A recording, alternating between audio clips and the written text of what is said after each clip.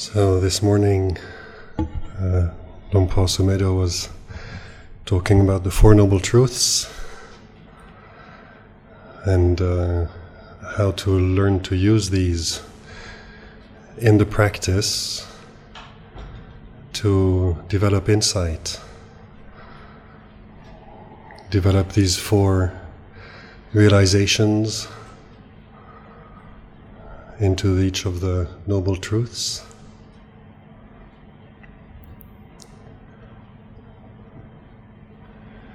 And one thing that's very useful in practice, Ajahn Chah spoke about it a lot, Lompo Sumedo teaches it a lot, is the ability to just notice our state of mind and what that is.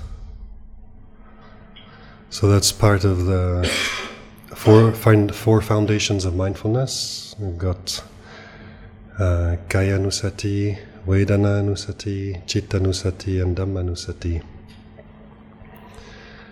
And these are very good, all four of these areas of contemplation are very good, safe places to bring the mind back to, and they're a way of contemplating things as they are. And the suffering we create arises from, like the Buddha pointed out in the second Noble Truth, arises from ignorant grasping of desire and looking at our experience in terms of a self. So that means we are relating to everything we experience in terms of I, my body, my feelings, my emotions, my defilements, my ignorance, my insights, my hindrances, my samadhi. It's all relate to it as me and mine when we look at it out of ignorance. And so what the Buddha was offering us when he gave us these tools of the four foundations of mindfulness are a way of looking at our experience in terms of just that experience, something arising in the present moment in awareness. So it can be the experience of the body. I think in a common meditation technique, which is very much taught in the Goenka meditation, is awareness of the body, doing body sweeping. And that is one way of relating to experience, learning to experience the body as just the body rather than my body. And can do the same with feelings. And where it gets very interesting is with the mind. Looking at that in terms of a classic description the Buddha gave in the suttas, he's talking about knowing the deluded mind as the deluded mind, knowing the mind that is free from delusion as the mind that is free from delusion, knowing the mind that is overcome with anger as a mind overcome with anger, a mind that's free from anger as a mind free from anger. And the same with greed, the same with the hindrances, the same with concentration, with samadhi, with wisdom. So it's not relating to it in terms of a self, which is what we usually do. It's relating to it as conditions arising in the present moment and ceasing in the present as well. So Lompo Sumedo, he was always talking about awareness, about consciousness. So that's the point of view that we develop on experience instead of the point of view of self. So when we're sitting here after the meal, a lot of the blood goes to the belly, one can feel a little bit subdued, a little bit drowsy not so sharp as after a morning cup of coffee. So just notice that. These are conditions of the present moment. We can like it or dislike it, want to shake it off. That's reacting to the feeling, but the feeling is just like this right now. And to notice what it feels like, and just noticing this is a feeling arising right now. And if we stick with it, just stay with it right now. It's like this. I don't have to like it or approve of it, but it is like this right now. And then we just stay with it. Eventually it'll change. Digestion does its job, and then we recover from the drowsiness from after the meal, the heaviness, feeling heavy in the body. And so this is just watching experience. You can watch the experience in the body, how the body feels. And the body is a very powerful condition for our moods, for our states of mind. And so to notice those as well.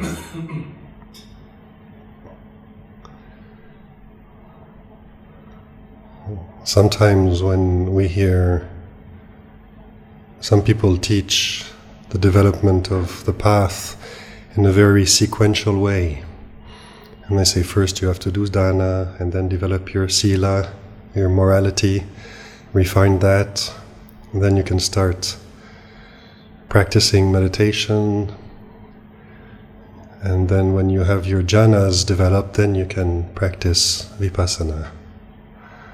And that's one way to describe it. But this kind of way of bringing awareness to the state of mind, like just in the Buddha's description, he says knowing that mind that is overcome with delusion, with greed, with hatred, as just that. So he's not saying there shouldn't be greed, hatred, and delusion in the mind. He's just saying know it as it is, know it for what it is. So we can experience that quite easily, taking anger as an example because it sticks out quite obviously when it arises. If something irritates us, annoys us, or makes us angry, it can sometimes put us into a burning rage. Just noticing this feeling in the mind. And if we notice it, this is anger. This is what it feels like when anger arises in the mind. To be able to notice that, we need to take that position of the observer, of the knower.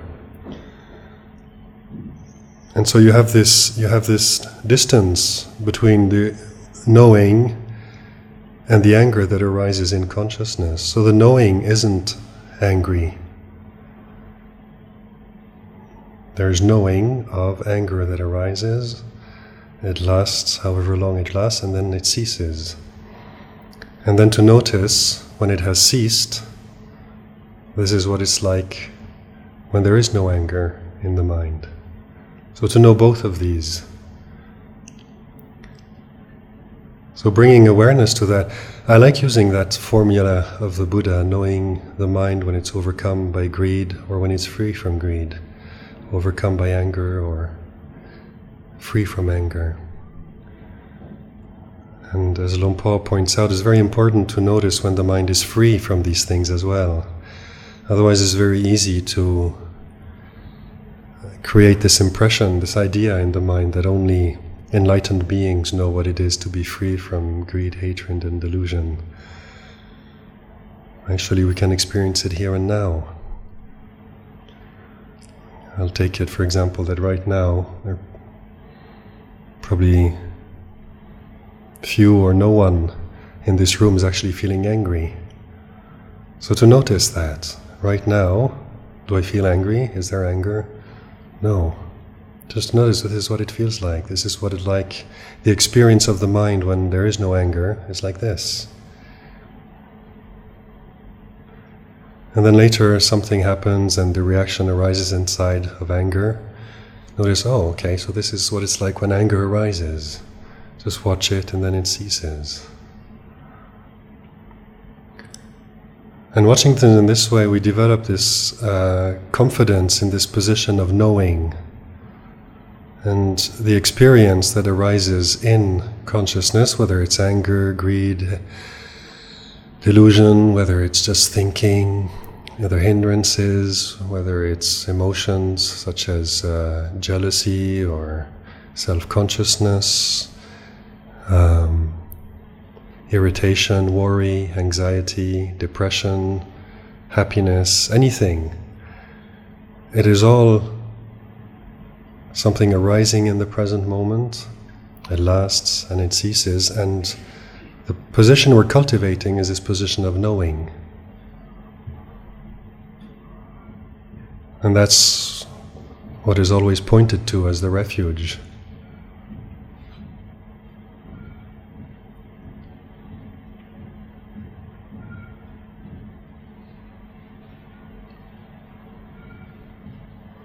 Would anybody like to ask any questions?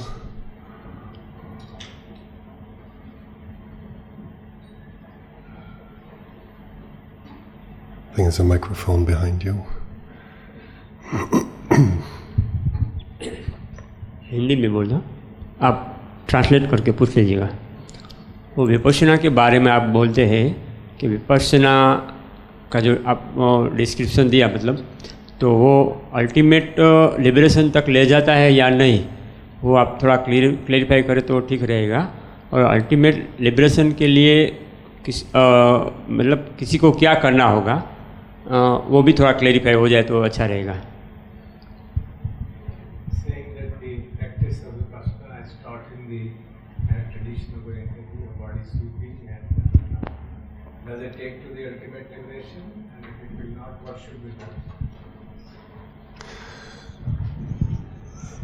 Theoretically, it can.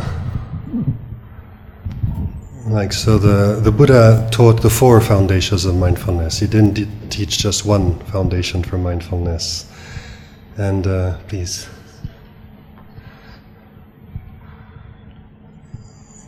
And the reason he taught these 4 is because it's one way of categorizing our experience into easy ways that are easy to relate to. And it's a template, a model for relating to all our experience in terms of sankharas that are not personal.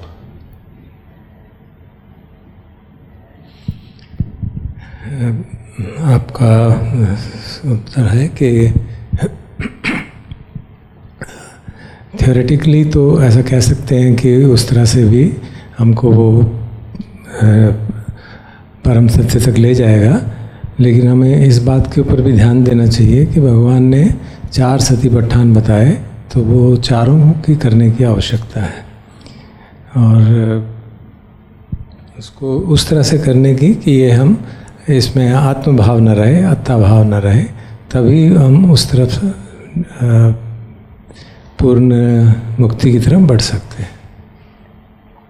So when we develop this reflections on all 4 areas, it completely covers all of our experience. जब हम ये 4 सतिपट्ठान करते हैं तो इससे हमारे सारे जितने भी अनुभव हैं, चारों हमारे जो होते हैं विभिन्न प्रकार के अनुभव, वो सारे अनुभव उसमें परिपूर्ण हो एनालाइज किए जा सकते हैं 4 सतिपट्ठान के माध्यम से। The reason we get confused by our experience of life is because our habit out of ignorance is to identify with it. And so we have difficulties taking that step back and understanding that whatever it is that arises in the present moment ultimately is only a condition arising and ceasing.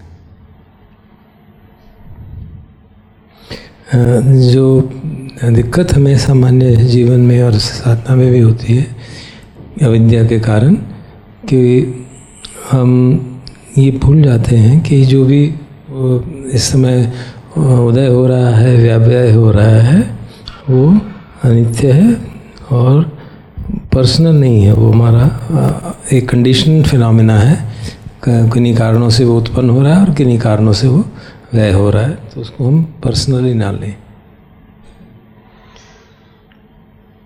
When we look at experience usually we're observing in the present moment, and it is not uncommon that when insight arises, it is when we're reflecting on one particular aspect of experience that arises here and now. And from that perspective, it could be the body. And insight and even liberation can occur by just realizing impermanence, unsatisfactoriness, and not self in any aspect of the body.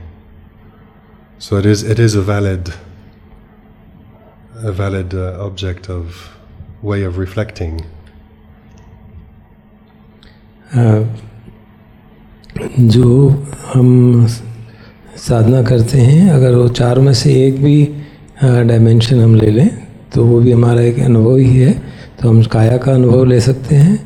तो उस दृष्टिकोण से देखें तो अगर हम काया के भी गहन साधना से उसका नित्य भाव, दुख बोध और अनात्म बोध तीनों उसमें परिपूर्ण कर सकते हैं तो उससे भी परम सत्य की प्राप्ति हो सकती है. The three obstacles that the Buddha described as the ones that prevent us from actually seeing the Dhamma are what we call the first three fetters, which are Sakkaya Ditthi, personality view, Silabbata Paramasa, and Vicikicca, attachment to rites and rituals and doubt. And the first one is personality view. Part of personality view is identifying with this body. It's a male body or a female body. It's a young body or an old body. It's beautiful or ugly, healthy or unhealthy, whatever it is, however we identify. Caucasian, Indian, it can be racial, it can be color of the skin, size, everything. And we do, out of ignorance, we do identify with that as me and mine. So understanding the body for what it is, as a condition that has arisen and that will cease, and that it is not self, is a realization that leads to letting go of this personality view. But it's not the only thing. भगवान ने हमें बताया है कि मुक्ति के स्रोत में पढ़ने में तीन जो पहली बाधाएं हैं, सक्काय दिट्ठी, सीलबद्ध परामर्श और विचिकित्सा. सक्काय दिट्ठी है मतलब कि हम अपने खंडों से आइडेंटिफाई करते हैं और उसका एक पार्ट है, एक आयाम है कि हम शरीर से अपने आप को आइडेंटिफाई करते हैं. मैं ये काया हूँ, ये मानते हैं. और ये किसी भी रूप में हो सकता है, एक पुरुष है, स्त्री के रूप में, एक प्रोफेशनल, रेशियल्स या कल्चरल आइडेंटिटी. तो जिस तरह से भी हम आइडेंटिफाई करते हैं वो सब अविद्या का कारण है, क्योंकि हम उसको आत्म मान रहे हैं, अपना मान रहे हैं. तो अगर हम ये ठीक से समझें कि शरीर जो है वो एक कंडीशन फिनोमिना है, कुछ कारणों से पैदा हुआ है और कारणों के बदलने से वो बदलता रहता है, और ये मैं नहीं हूँ, ये मेरी आत्मा नहीं है, तो हम उस डायरेक्शन में, मुक्ति के डायरेक्शन में बढ़ सकते हैं. लेकिन ये परिपूर्ण नहीं है. शरीर का ही केवल आइडेंटिटी करना परिपूर्ण नहीं है, और भी उसके अदर डायमेंशंस ऑफ इट, तो और भी इसके आयाम हैं. For example, we identify with our views of the world, political views, with our thoughts, with our emotions. These days there's a lot of talk openly about all kinds of sexual identities. I was looking up some stuff once on Wikipedia because I didn't know what they were talking about, and there's a list of over 70 different kinds of sexual identities. And so all of these things are emotions. People sometimes come to the monastery and say, I've got an anger problem. So they identify with being someone who's angry. Or it can be anything, but we identify with all kinds of other things besides the body, which create our sense of personality. बंदे बता रहे हैं कि शरीर के अतिरिक्त भी हम और खंडों से भी आइडेंटिफाई करते हैं. हमारे व्यूज़ हैं, हमारे विचार हैं, वो पॉलिटिकल हों चाहे कल्चरल हों, उनके प्रति भी आइडेंटिफाई अपने को उनसे आत्मीयता का संबंध बना लेते हैं. अपने विचार हैं, हमारे इमोशंस हैं, हमारी मतलब यूँ कहें कि संज्ञा है हमारी, उससे भी हम अपने को आइडेंटिफाई करते हैं. जैसे कई बार हम बताते हैं कि हमारे बिहार में मोनेस्ट्री में कोई आया कि वो कहता मेरी आई हैव एंगर प्रॉब्लम, मुझे गुस्सा होने की प्रॉब्लम है. तो वो उस समय अपने आप को गुस्से से आइडेंटिफाई कर रहा था. तो इसलिए सिर्फ काया के प्रति आइडेंटिफिकेशन तोड़ना सफिशिएंट नहीं है. हमको जो और आयाम हैं, खंड हैं, उनके प्रति भी अपना जो आत्म भाव है, जो उसमें अनात्म भाव की बात करनी है, वो आवश्यक है. वो भी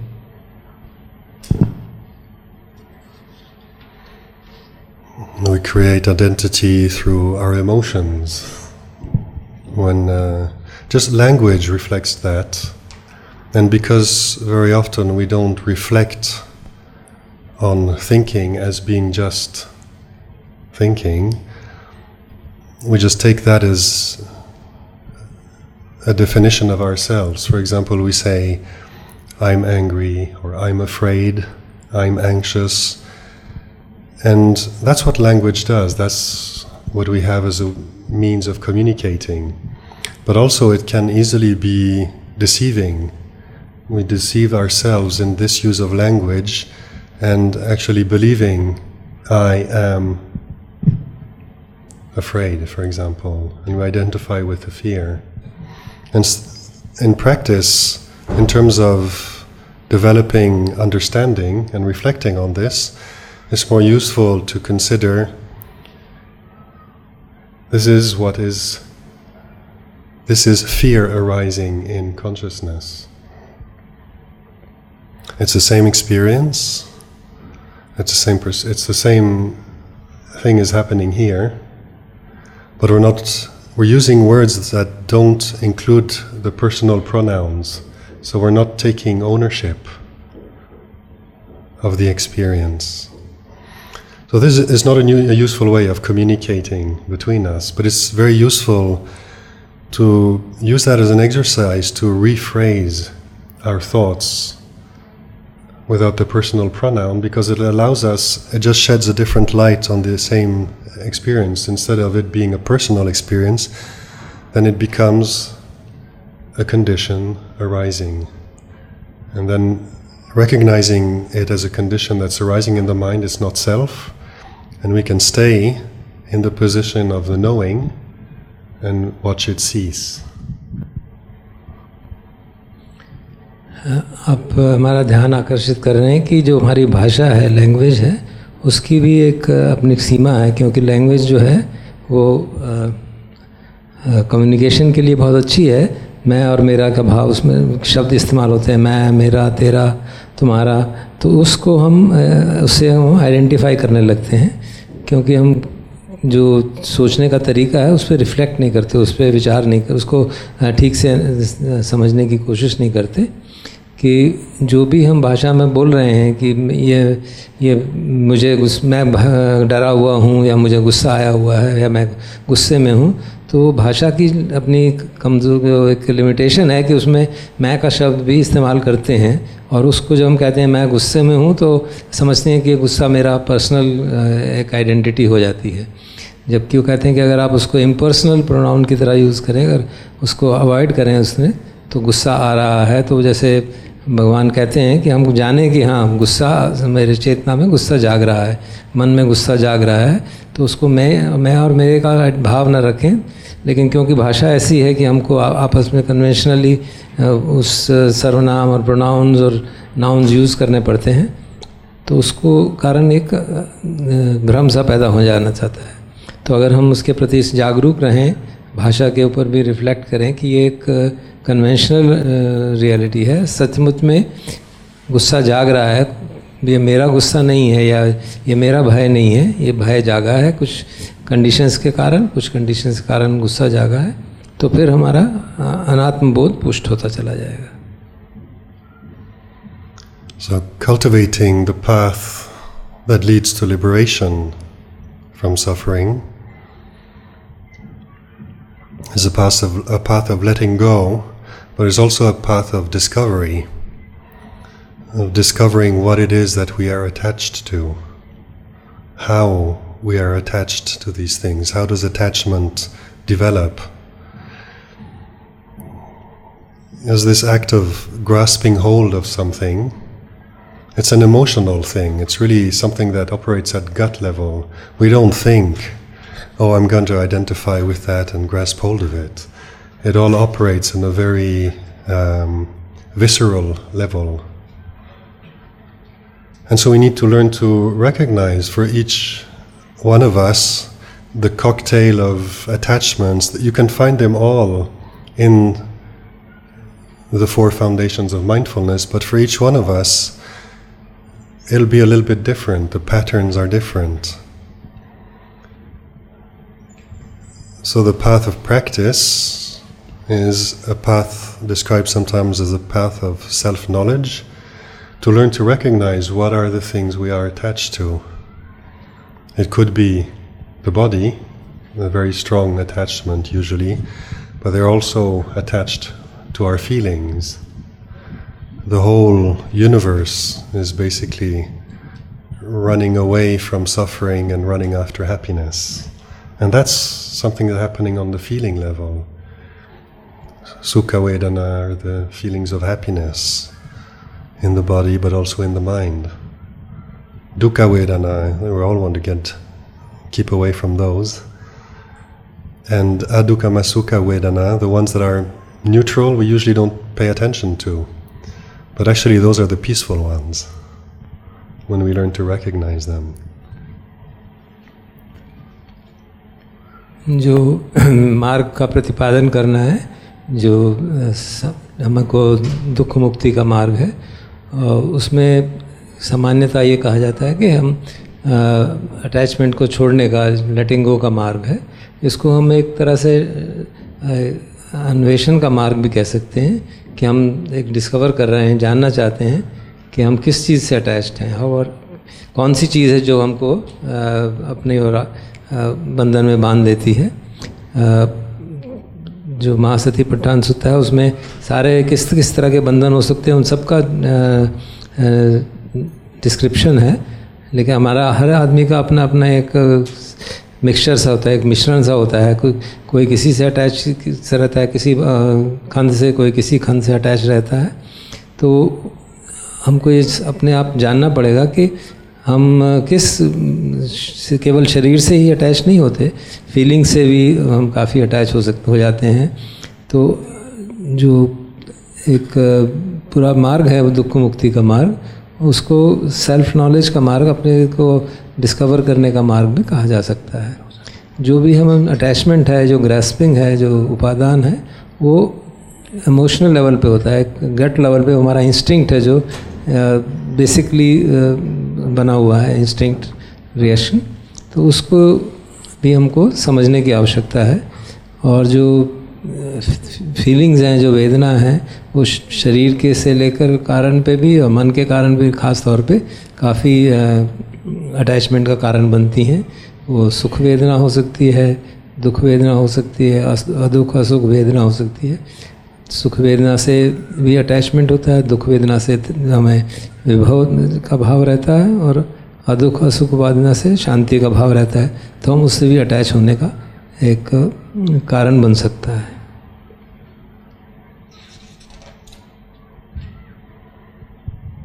In terms of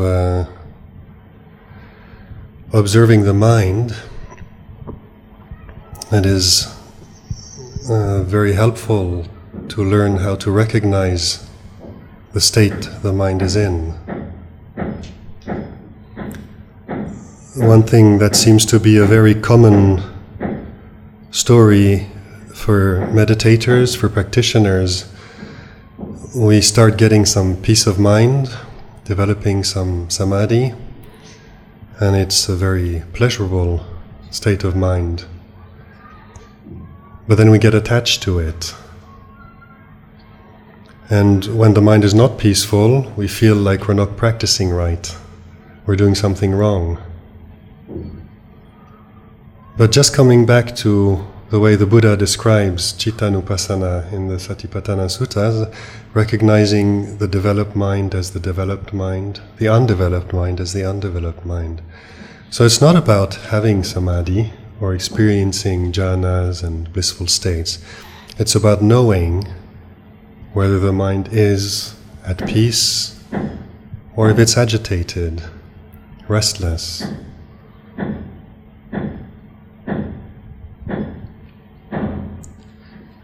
मन को ऑब्जर्व करते हुए मुख्य बात ये रहती है कि हम ये समझें कि हमारा मन की स्थिति क्या है। हम सामान्य साधना करते हैं तो समाधि का अभ्यास करते हैं तो चित्त शांत हो जाता है, लेकिन फिर ऐसी परिस्थिति आती है कि वो शांत नहीं रहता तो हमें लगता है कि हमारी साधना ठीक नहीं हो रही, क्योंकि उस शांति के प्रति हम अटैच हो गए, उसके प्रति हम चिपकाव पैदा हो गया। और जब वो साधना में वैसी शांति नहीं आती तो हमें लगता है कि शायद साधना में गलती हो गई, जबकि भगवान ने हमको ऐसा नहीं सिखाया। उन्होंने कहा है कि जो भी स्थिति है मन की उसको जानता है। मन अगर बेचैन है तो भी जानता है, मन अगर शांत है तो उसको भी जानता है, उससे बेचैन नहीं होता। तो ये जो जानने की क्षमता है, दैट नोइंग जो बात है, हम अगर उसको महत्व दें और जो नोन है, जो जाना जा रहा है, उसको महत्व ना दें तो साधना ठीक होती है। I wouldn't be surprised if many of you have experienced something similar, but when I was 19 years old, I went to Thailand, took a year off after high school before starting university, and I went to Wat Nanachat when Ajahn Asoko was the abbot. And he took us, all the monks, into the jungle near Burma for about a 2-3 month period where there's a huge amount of seclusion. And the only duties we had every day were to eat in the morning and to have tea in the afternoon. Nothing else. And the time was free. He encouraged us to do a lot of sitting and walking. And we spoke very little. We were all spread out in the forest along the stream, sitting on a bamboo platform with just a mosquito net and a sheet of plastic to protect us from the rain. And so we were all out of sight of each other, but within earshot. In case someone needed help, you could always raise a racket and someone would come to help or see what's going on. But basically we were on our own, speaking very little. He kept reminding us not to fall into chatting with each other, to try to preserve silence, noble silence, and use speech only when necessary. And at tea time he would just read suttas or give instruction on meditation. I'll let you get that first. मैं जब 19 वर्ष का था तो school समाप्त करके university जाने से पहले 1 साल के लिए वाटपा नानाचात गया था। तब अजान प्रसन्न वहाँ के एबर्ट थे, वो हमको 2-3 महीने के लिए बर्मा के बॉर्डर के पास, बर्मा की बॉर्डर सीमा के पास ले गए थे एक जंगलों में, और वहाँ बिल्कुल अकेले रहते थे। सभी भिक्षु जो बने थे, साधक थे, वो काफ़ी दूर दूर रहते थे, लेकिन इतना था कि एक दूसरे की आवाज़ सुन सकें, क्योंकि अगर कोई आवश्यकता हो किसी तरह की सिक्योरिटी की तो वो हेल्प कर सकते थे। वहाँ पे हम एक बांस के प्लेटफॉर्म पे रहते थे, ऊपर मच्छरों का मॉस्किटो नेट होता था और एक प्लास्टिक शीट बारिश से बचने के लिए। दिन भर हमें सिर्फ 2 ही काम होते थे, बाकी सब एक सुबह का भोजन और एक आफ्टरनून में चाय। बाकी समय हम फ्री रहते थे, जो चाहे करें, साधना करें। और दोपहर में अजान प्रसन्न हमको धर्म देशना भी दिया करते थे। और मुख्य यही बात थी कि हम ऑब्ज़र्व करें और कम से कम बोलें और बोलना भी हो तो सम्यक बोलें। And so being in the environment, living in the forests, we were far away from any village. People would drive in food in a truck and we'd just go down to the meal. There's one lady who did all the cooking. So we had a lot of seclusion. And in the forests, you can only distract yourself for so long, looking at ants and grasshoppers, a snake, a bird here, the river. After a while, you've seen what there is to see. And so naturally, this environment induces the mind to turn inwards.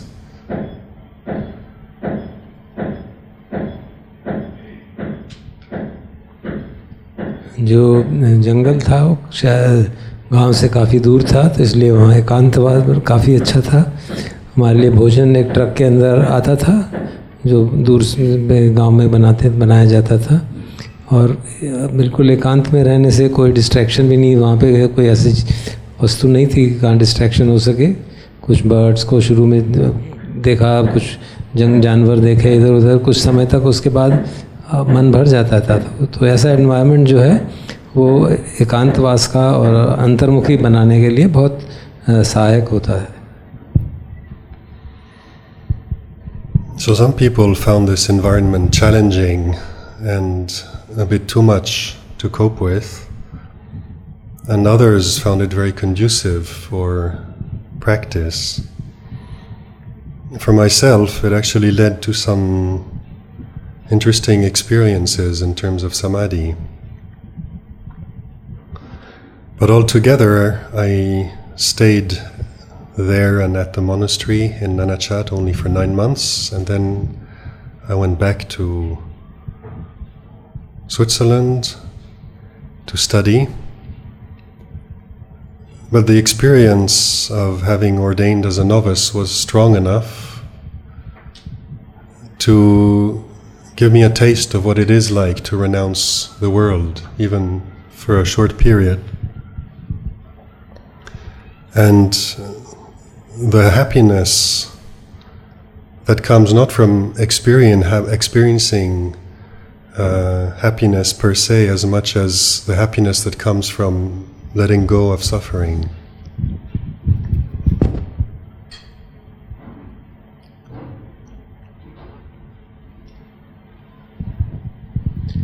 वो जो वातावरण था, कई लोगों को वो बहुत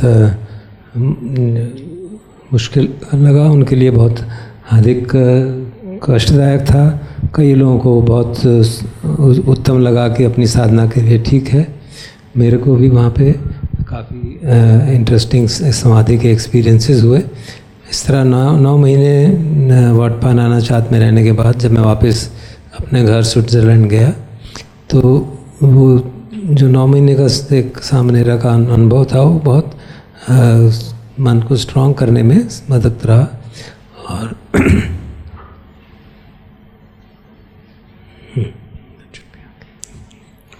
So after the 9 months were over, I went back and started studying and worked altogether for 10 years. But during those 10 years, this experience at the monastery really stuck out as the most meaningful thing I'd ever done with myself, with my time, with my life.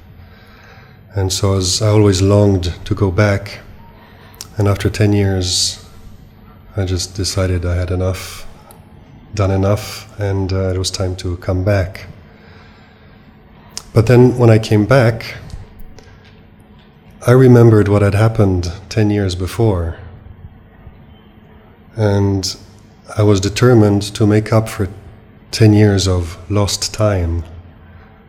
And I approached the practice from a memory that I wanted to get back.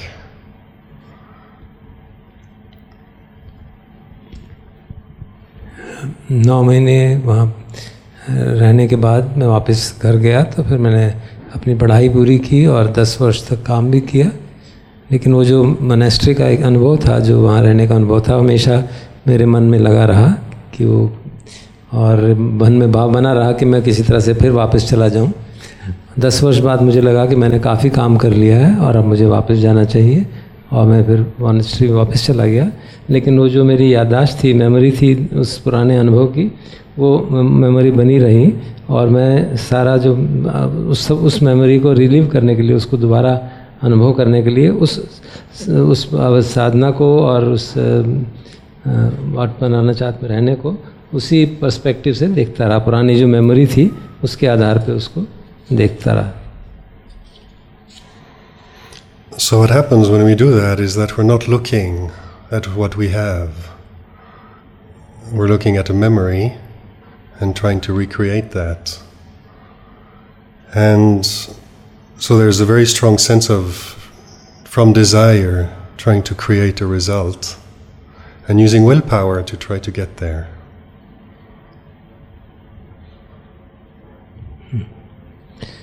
जब हम ऐसा करते हैं तो जो जैसा है हम उसको नहीं देख रहे, बल्कि अपनी याददाश्त के हिसाब से ही साधना करते हैं, और एक हमारा इंटेंशन बन जाता है कि मुझे वो उस तरह का अनुभव फिर दोबारा प्राप्त करना है।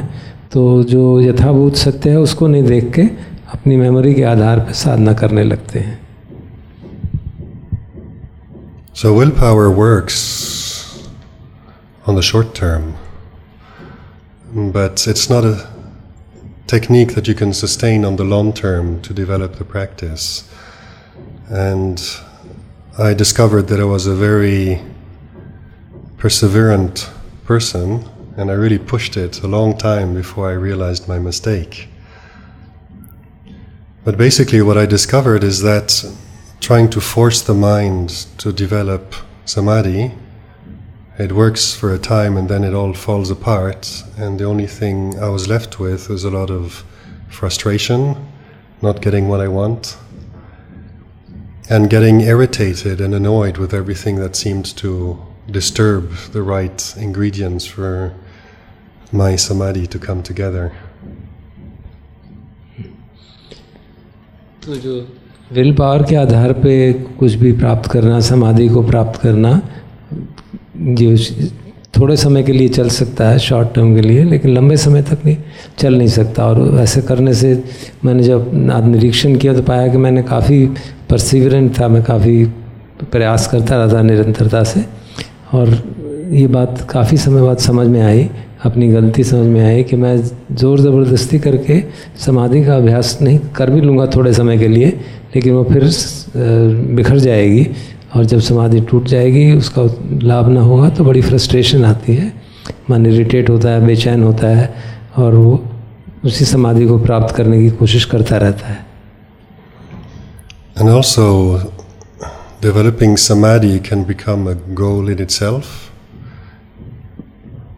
And samadhi is, when the mind is peaceful, it's a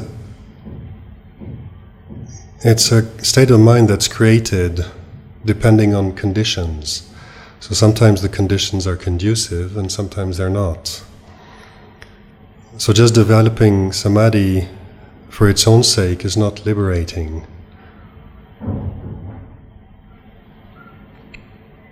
जो समाधि का अभ्यास जब हम करते हैं तो एक ध्येय है, एक लक्ष्य है हमारा, और उससे पीसफुलनेस प्राप्त होती है, मन शांत होता है। लेकिन हम ये कई बार भूल जाते हैं कि वो जो शांति है वो क्रिएटेड है, वो एक कंडीशंस के आधार पे, कुछ एक कंडीशंस होंगी तो भी उस तरह का अनुभव हो पाएगा, और जब कंडीशंस बदल जाती हैं, चेंज हो जाती हैं, तो वो समाधि ना आने से मन में इरिटेशन और मन की शांति जो है भंग हो जाती है। So with experience and practice, one can access peaceful state of mind, but what's actually liberating and really feels like a relief from suffering is when one can use this stability of the mind, when we experience a measure of stillness in the mind, and just sort of step back and just let the peace of mind be what it is, and within that watch what naturally arises in the mind.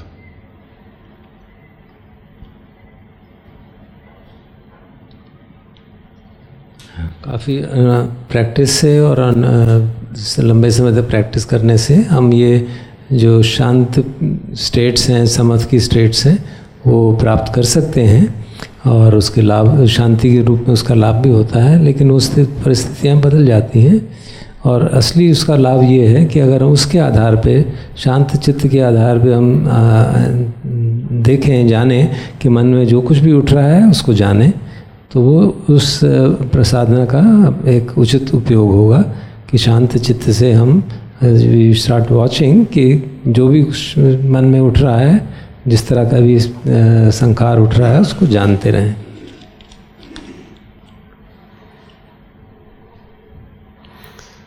So we are thinking creatures. This is one of the things that arises in the mind, are thoughts. And it's good to be able to recognize a thought for just that, something that arises in the mind. So when we've brought the mind to a level of peace and quiet, it's useful in the way that being in a quiet room to have a conversation is useful. If everybody in this room starts talking together, voices start to go up in volume because the level of noise gets louder, and in order to be able to hear someone right next to me, I have to shout to him so he can hear me, and vice versa. So we can still talk, but it's very difficult with all the background noise. And it's the same in the mind. If we don't cultivate a measure of peace, we've got all this noise going on, the distractions, the thinking, the emotions, sight, sound, smell, taste, and feelings, and all kinds of things are crashing in and out of the mind. And in order to just watch and stick with one experience as it arises and ceases, it's easier to do that in a quiet mind. The understanding of impermanence as an experience, just knowing without the thinking, without the commentary, the judgment, the sidelines that develop, it's much easier, and we get a clearer view of that in a quiet state of mind. So we're looking inside, so we call that an insight, because we see clearly inside in the mind.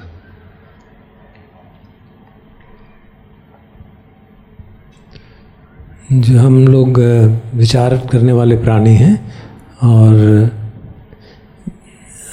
ये आवश्यकता है कि जो भी हम विचार उत्पन्न हो रहे हैं, वो जाने कि वो विचार उत्पन्न हो रहे हैं कुछ ही परिस्थितियों के कारण, कुछ कंडीशंस के कारण, और उनको हावी ना होने दें अपने पे। एक शांत चित्त जो है काफ़ी हमारे इस काम के लिए, सजगता बनाने के लिए आवश्यक है। वो उस तरह से है जैसे कि एक शांत कमरा जिसमें शोर ना हो रहा हो, वो आपस में बातचीत करने के लिए आवश्यक है। हम सब इस कमरे में बैठे हैं, अगर हम सब एक दूसरे से बात करते रहें तो बैकग्राउंड नॉइज़ इतना ज़्यादा हो जाएगा कि हमको बहुत ज़ोर ज़ोर से बोलना पड़ेगा समझने के लिए कि क्या कहा जा रहा है। तो इसी प्रकार से जब वो बैकग्राउंड नॉइज़ हमारे मन में हो तो हम चित्त में क्या उठ रहा है उसको जान नहीं सकते। तो चित्त का शांति, चित्त की एकाग्रता, समता वो आवश्यक है क्योंकि हम जान सकें कि मन में क्या उठ रहा है। तो एक क्वाइट माइंड, एक शांत चित्त जो है वो हमको अपने मन में उठने वाली चीज़ों के बारे में ठीक से अंतर्मुखी होने का एक माध्यम बनता है, और जब हम अंतर्मुखी होते हैं तो ही अंतर्दृष्टि पैदा होती है। उसी को इंसाइट कहा जाता है, क्योंकि हम जानने के आधार पे क्या सचमुच में जो क्या हो रहा है उसको जान रहे हैं, और उसके आधार पे एक अंतर्दृष्टि पैदा हो रही है।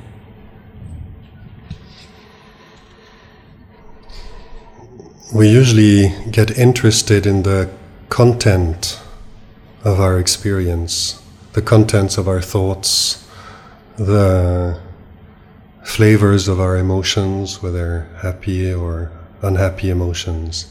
That's usually what draws our attention, are the characteristics and the features of our experience. And if that's what catches our attention,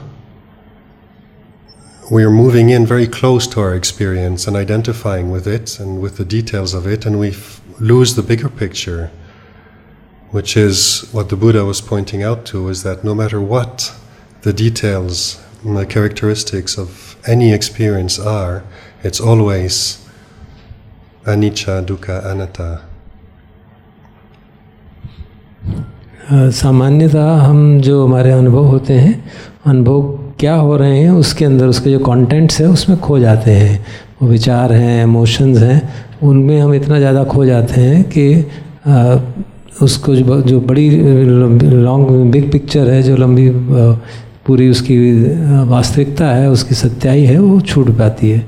और जितना हद तक हम उस कंटेंट्स में उनकी जो विचार हैं या इमोशंस है उसके अंदर उलझ जाते हैं, तो हम उस एक्सपीरियंस के ज़्यादा अटैच होने का संभावना बहुत बढ़ जाती है. और ये भूल जाते हैं कि जितना भी अनुभव है वो अनित्य हैं, दुख हैं और अनात्म हैं. ये बात हम भूल जाते हैं जब हम उस कंटेंट को, अपने एक्सपीरियंस के कंटेंट्स को, जो भी अनुभव हो रहा है उसके जो डिटेल्स हैं उसमें उलझ जाते हैं. So we can notice in the way we relate to our experience, if we relate to it in terms of its content, we usually get carried away by it, and we usually end up discontent in one way or another. Unhappy that the pleasant experiences are not lasting longer, unhappy that unpleasant experiences arise altogether or last too long, and we want to try to get rid of them. Whereas if we learn to step back from that temptation to get interested in the content and the characteristics of experience, and we take an interest in the fact that from this position of knowing, we can just see it arise and cease, and once it has ceased, what's left is a very peaceful state. That feels nourishing, and it feels liberating, like literally it's a relief not to have to suffer from the experience. हम ये जान सकते हैं कि किस तरह से हम अपने अनुभव के जो कंटेंट्स हैं उनसे तादात्म्य करते हैं, और जितना जितना हम कंटेंट्स में उलझते जाते हैं उतने ज़्यादा डिसकंटेंटेड हो जाते हैं, और बेचैन हो जाते हैं, दुखी होते हैं, और फिर समझते रहते हैं कि ये जो हम चाहते हैं वो नहीं हो रहा, उस कारण से दुखी हो रहे हैं. हम चाहते हैं कि हमारे विचार के कंटेंट्स जो ऐसे हों वैसे नहीं होते. हम जबकि अगर हम उन कंटेंट से स्टेप बैक पीछे हिल जाएँ, उसको दृष्टा भाव से देखने लगें उन कंटेंट्स को, तो जो हमारी टेम्पटेशन है कि उस कंटेंट्स में, उस विचारों में उलझ जाएं, खास जो विचार आ रहे हैं उनमें उलझ जाएं, और विचार को विचार जान के पीछे एक दृष्टा भाव से ना देखें, तो फिर उसमें उलझने का संभावना रहती है. लेकिन अगर हम विचार को कंटेंट्स में ना उलझ के उनके एक दृष्टा भाव से उनको देखें, तो हम जान जाते हैं कि ये विचार उत्पन्न होते हैं, व्यय होते हैं, और इस प्रकार से जो टेंडेंसी रहती है हमारी उनको धकेलने की, वो कम हो जाती है, और एक दृष्टा भाव का अभ्यास हमारा बढ़ता चला जाता है. और ये जो है शांति के लिए, सुख के लिए बहुत हमको एक स्थायी शांति, स्थायी सुख की ओर ले जाता है, क्योंकि चाहे किस तरह की भी कंडीशंस हो, हम विचलित नहीं होते, क्योंकि हमने दृष्टा भाव रख लिया है, केवल जानने का भाव रखा है, तो उस कंटेंट्स में हम उलझ नहीं रहे हैं. I hope that helps.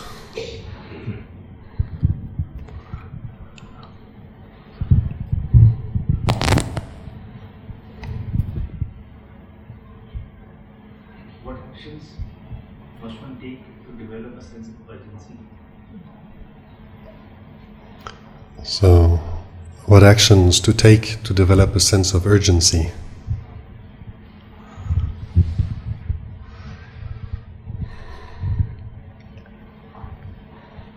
Well, there are different reflections the Buddha offered to help with that.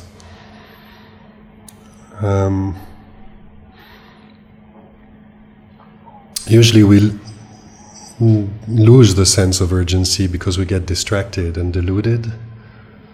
And the Buddha offered a very helpful format again, is bringing a new perspective on the experience, is to be able to let go of what's deluding us, distracting us, is to know gratification, danger, and escape.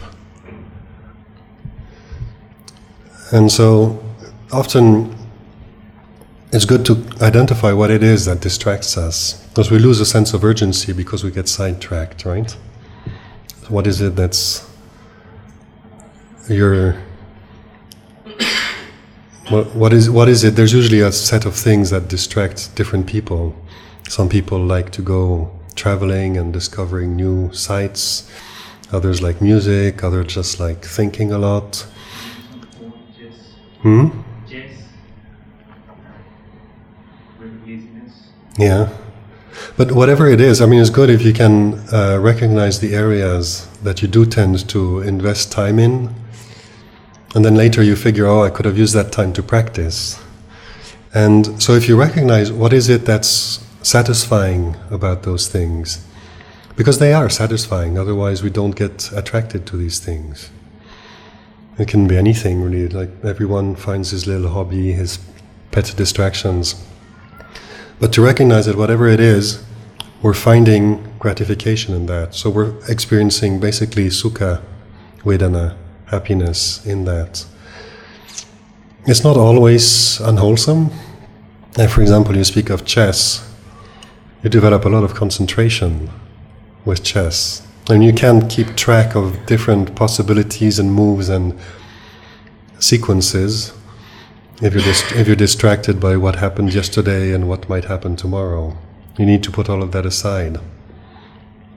So I find it helpful sometimes to recognize, in the things that distract us, sometimes there is an aspect that is good, and sometimes that's what we can get addicted to, is the samadhi, in a way, that can arise from engaging in an activity and just pursuing that. You realize the mind actually pursues one thing and drops everything else. So it's a form of samadhi. It's just not samadhi that leads to liberation and understanding, wisdom. But at the same time, what is the danger? So you got the gratification to understand that. And then what is the danger? It doesn't lead to liberation. So I can play chess for 8 hours. When I'm finished, I still have all the problems I had. I still suffer from the same things. I'm still identified to the body. So when the body's healthy and young and happy, when it gets old and sick, I suffer. What happens when I die? If I haven't developed the mind, the day the body dies, do I have a refuge? Because the moment, I like to think about the moment of death and just imagine that I'm conscious, I'm not under morphine or in a coma or anything, that I'm there. Sight is going to go, hearing is going to go, smell, taste, touch in the body. The body's packing in, so all the senses are going to pack up as well. Do I know anything else than the world of the 5 senses? And the brain is going to stop functioning, so it's pretty safe to assume that thinking is going to go a little bit haywire as well. Do I have a refuge outside of that, or do I not?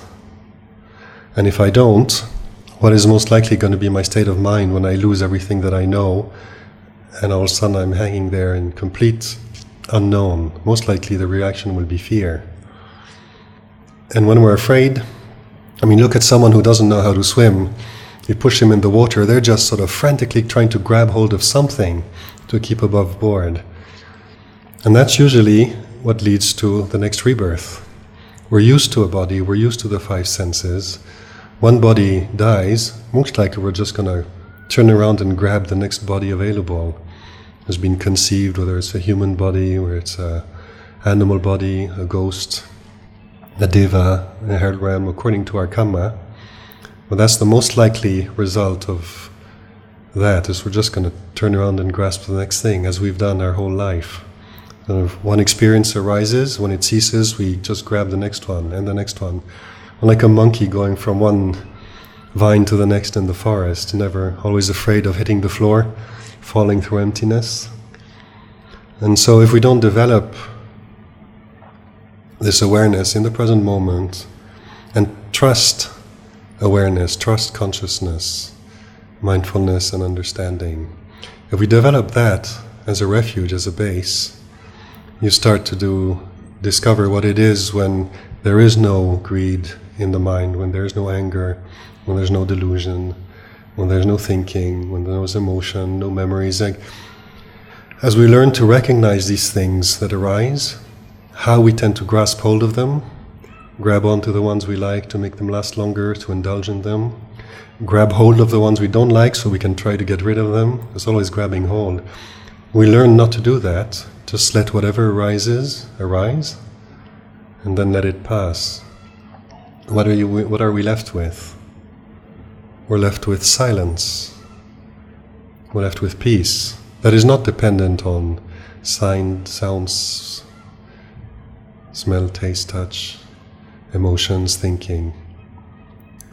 But it's something we need to learn to develop a familiarity with so that it doesn't cause fear. In the beginning, when the first experiences of peace arise in the mind during meditation, it's not an uncommon reaction to sort of panic, and that's the end of the peace of mind right there and then. But then you get used to it, and then you get used to sitting with this stillness that is silent, but it's awake. And that's the escape. So you have gratification, danger, and escape. So it's very good to learn to review these. So if you say, okay, I'm distracting myself a lot, how do I reestablish a sense of motivation in the practice, a sense of wanting to do this, a sense of interest, looking, and generating curiosity. These reflections in terms of gratification, danger, and escape is a very rich way of reflecting on it, very fruitful.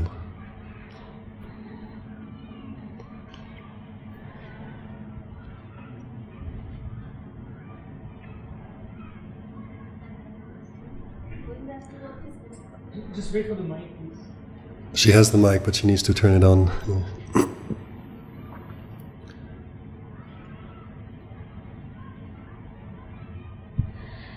You were talking about identification with I. Yeah. My question is how to come out of it, how to establish an anatta, because it's one of the most difficult things to do, because this identification with the body and me and myself is so strong that it creeps in invariably. So how do we come out? It's like a sticky band-aid. You try to take it off and it sticks to the other hand, and you pull it off and then it's there again. It requires a lot of patience, for one, because it's basically the single reason why we're still taking rebirth in samsara vata, is because of this sense of identifying with something. And so learning to cultivate the path of liberation is learning to unstick the plaster. And so basically you need to recognize which finger the plaster is stuck on, and how it is that we grab hold of it that it still sticks, and how it is that we can grab hold of it that it doesn't stick, and then when we let go it actually drops off. And this is something you can see in meditation, in practice. It doesn't have to be like purely in sitting meditation or walking meditation, but when we cultivate this habit of bringing attention back to the present moment, re-establishing awareness, and acknowledging whatever is the present moment is made of, I want to open up to that. So it could be just you sit down and there's nothing special. You can't always find a word for it. Sometimes you can. It's like, I feel so restless, or I feel anxious, I feel worried, I feel happy, I feel angry. You can put names on it, but sometimes you're just like, meh, it's just like nothing special. You can't find a word for it, so you can also say, it's like this. Whatever it is, this is it. It's nothing special. It's neutral. It has a texture, you can feel it, but you can't put a word on it, but you can recognize it. And so recognizing that that's the perception in awareness right now. And so learning to do this, and as Lumpur Samedo keeps reminding us, to trust in that experience, to trust the awareness part of the experience, the knowing. So I'll take again anger as an emotion because it really sticks out. Usually one sees that one very clearly. So say anger arises in the mind. If I am angry and I identify with it, either I'll follow the anger and get angry and all excited and hot, justifying myself, and the whole train of thought kicks in, right? You start saying I'm right because whatever, and a lot of self-righteousness in anger. Or I'm a meditator, I shouldn't get angry. I shouldn't be experiencing these kind of things after all these years. I should know better. And we're not recognizing that this is just anger arising in the mind. We're trying to shove it out of the way, back into the basement. And that's also grasping. It's still grasping the anger to try to get rid of it. But it's like anything. If I want to get rid of what's next to me, I have to grab hold of it first, and then I can throw it away. But we can't do that with what arises. So what arises in the present moment is always the result of past conditions, so it cannot be changed. What we can change is how we relate to it. If we follow it or try to suppress it, then we're creating a relationship with it, creating new karma. But if we look at it as just vipaka arising in the present moment is the result of the past, so this is what's arising right now. And use this reminder, this is consciousness. Right now we're conscious. And this is anger arising in consciousness, that's all it is. Or it's happiness, or it's peace, or whatever it is. But relating to it, like I find it very useful to use these words. This is consciousness, recognizing that we're here, we're conscious, and that this experience is arising in the field of consciousness. It arises, I can watch it, and it ceases. I don't have to follow it, but I don't have to suppress it or deny it or try to get rid of it either. There's that space. That's not creating a self. Knowing, you can't make a self out of knowing. Knowing just knows. It's not something you can, it's got no other characteristic. It's not high or low, it's not better or worse than it's just knowing. And so you can't really create a self out of a sense of knowing, unless you think about it. I am thinking, but then you can recognize that as thinking. But the experience, when you come back here and now, in silence, and just look at whatever it is that has arisen, is arising right now, and stay with the knowing, then whatever arises is not self. It's recognized as an object of the knowing. So it's not created into a self. It's just something arising and passing, like the clouds through the sky. But it does take patience, because we've been at it for lifetimes, developing this habit of creating a self out of every single moment of our experience. So we're not going to be able to just drop it like a penny.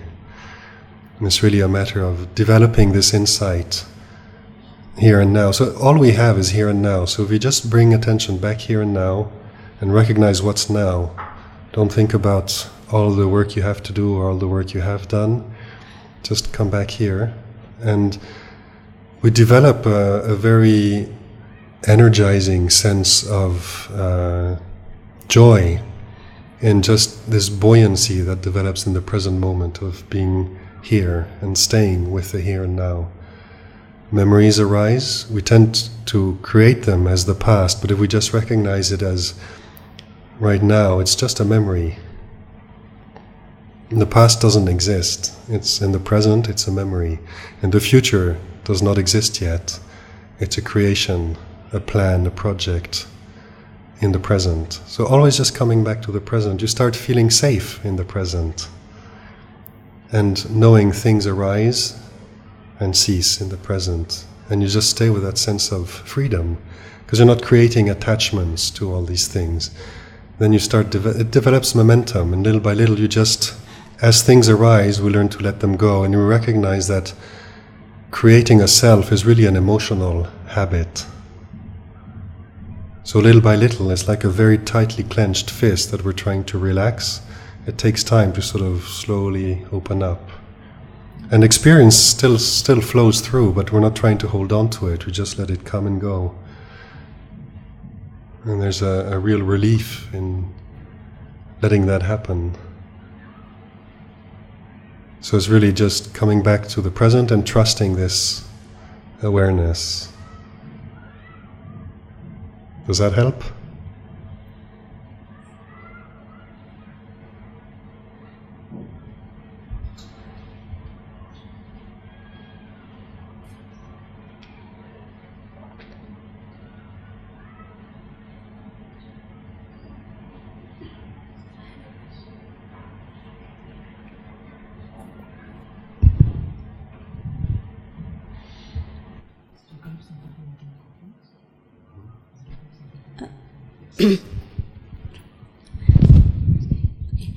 You said that you developed the jhanas before doing vipassana. Yes. So, can you tell us why that is more important?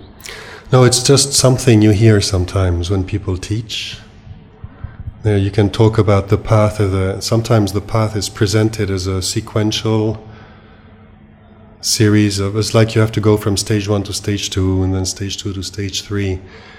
But in my experience and talking with like Lumpur Sumedho and other teachers, like when you look at the Noble Eightfold Path, it's not 8 steps one after the other. It's really eightfold, so it's a whole with these different aspects that really fit together. So the Noble Eightfold Path is often described as having these 3 parts. There's Sila, right speech, words, action, right livelihood. There's the Samadhi part, where you develop mindfulness, right effort, and right concentration. And there's the wisdom part, right view and right attitude, right intention. But it's not like you develop Sila first, and then when you're done with that, you develop concentration, and when you're done with that, you develop wisdom. They go together. You need a minimum of wisdom to understand how to develop morality and how to guide the development of concentration. You need a modicum of peace of mind to be able to reflect on your experience and develop the wisdom. So they really all go together. But the reason I was talking about this is because sometimes I've heard it in Thailand when teachers sometimes talk about the practice. They make it sound like you first have to develop the jhanas, and once you have developed that and that's down, then you can do vipassana. But if I look at my mind, what happens when I hear that is not that it's wrong, but if I take that as an absolute and only way of developing the path, I tend to look at myself as someone who might have or not have jhanas and can or cannot develop vipassana, and you create a sense of self, of where you are in the practice according to this step-by-step way of looking at the practice. And I know it's a very common reaction that arises in people's minds when they hear this way of describing the practice. Maybe it helps some people, but sometimes it's also not helpful, because then you have the sense that you have to develop something that you don't have in order to get somewhere. And that attitude is counterproductive, because it generates desire for what we don't have, unhappiness because I don't have what I want, and I have to get somewhere, become someone who has jhanas, and then can get insights and finally become enlightened somewhere in the distant future. Thank you.